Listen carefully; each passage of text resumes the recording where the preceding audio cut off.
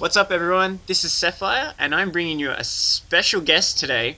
We've got deL, who you may have heard in a couple of our casts. And for those of you not familiar with deL, he runs basically every meaningful tournament in the StarCraft 2 community right now. He ran a bunch of tournaments in beta, and he's hugely involved in the scene. So we're going to catch up with deL and find out about all the exciting tournaments coming up in the region right now. And also, while this is going on, we're going hallucinated colossi in the background, so I hope you guys enjoy that. So, deL, I was wondering if you could tell our audience a bit about the upcoming Psi Storm tournament, which is on everyone's tongues right now. So, with the Psi Storm tournament, what's that all about, and what's the prize pool, and can you tell us a bit more about it? Yeah, basically, it's just a massive tournament with a massive prize pool. Thanks for the Western Digital, and Cybergame is running that. I'm pretty much running it on my own at the moment, but a few more of the admins will come back out of some of them are on holidays right now. But basically, it's just a huge tournament for the whole South East Asia region, actually, and I think it's probably the biggest in terms of participation combined with the large prize pool.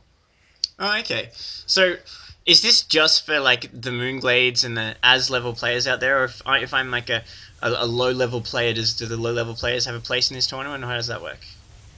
Well, they definitely have a place in it. That's why it's open, and there's not 500 plus Moonglades out there. So you never know. You can see some upsets, and we've seen them in the past with the Trans Tasman tournaments. There's definitely a chance for upset. So even if you don't feel like playing, I encourage you to. But there will be other things, streams, vods, that kind of thing, to so you can get involved. So all the details are on cybergamer.com.au? Yeah, as well as most of the other sort of major RTS and StarCraft sites that are more will be going up. Just at the moment, the only the first qualifier is open, but this weekend, the second qualifier is going to open, and every week after that, the next qualifier up. There's four qualifiers, and I've spread them out over different days and different times as well. So hopefully, there's probably going to be a time for you if you're just worried that you have work or something at the time. Okay, so with the qualifiers, do they act like mini tournaments themselves? So it's worth tuning in for those as well. Yeah, they're all going to be broadcast as well, so definitely tune into those. They are mini tournaments, they're single elimination, so they shouldn't last too long into the night, be a little bit easier on the casters.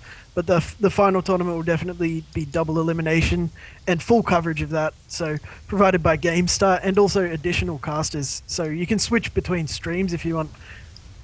Okay, so with the major tournament, is it going to be like the Trans Tasman was, and there'll be a bunch of seeded players, or do like Moonglade and Az and that level of players, do they have to qualify, or how does that work?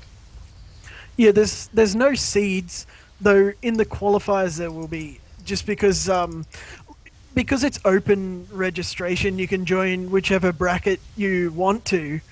We can't really have it so it has to be seeded. Otherwise, you might end up with all the top 16 players all playing in the one bracket, and the other brackets will be you know they'll be a lot weaker. So there'll be limited seeding, but no sort of official seeding in the same way as Trans Tasman did. Right. Okay. So it's pretty exciting though. Like from a point of view of people who weren't so much following the Brood War scene, but are now sort of into this StarCraft 2 scene, because we've got the WD Psi Storm tournament, and that's like $5,000, $6,000, and then there's the Blizzard tournament, which is another $6,000 worth. So, do you think that the StarCraft 2 scene right now is bigger than the Brood War scene was at any point of its glory, kind of thing, from the Australian point of view? Yeah, well, just in terms of not only participation, but just the prize pool itself, that alone makes it bigger than Brood War. In Australia, obviously there was the TSL with the I think $10,000 prize pool, and then the second one with even more. So, but in terms of just Australia only, and even this whole Southeast Asia and Oceania region, it's definitely the probably the biggest. Right. Okay.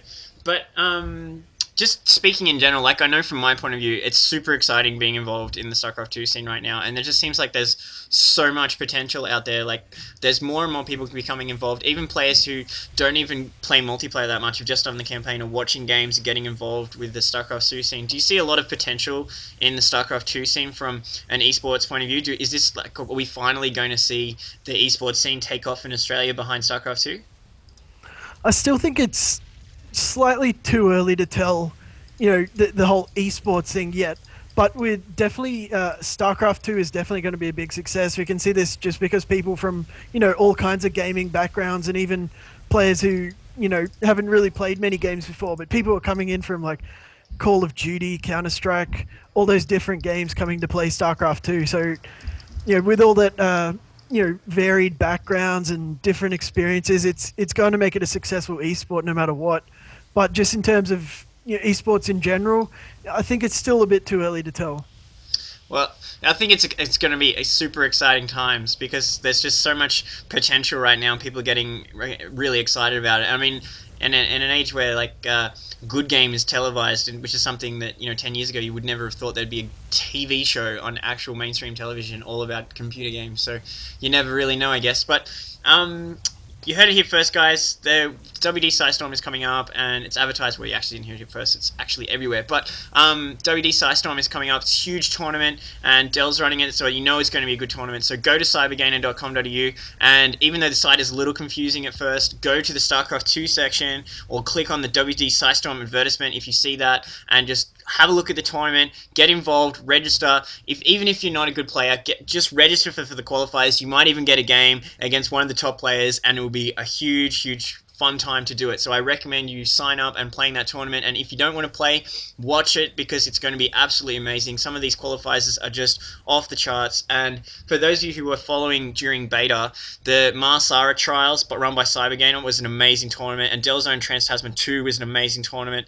So this is going to be really huge for the StarCraft 2 scene in the South East Asia region. And along with the Blizzard Invitational, which is coming up, there's lots and lots of good tournaments all the time. So go to cybergaming.com.au or go to Team Liquid and check out the tournament section and get involved and get watching and tell your friends because it's going to be really awesome.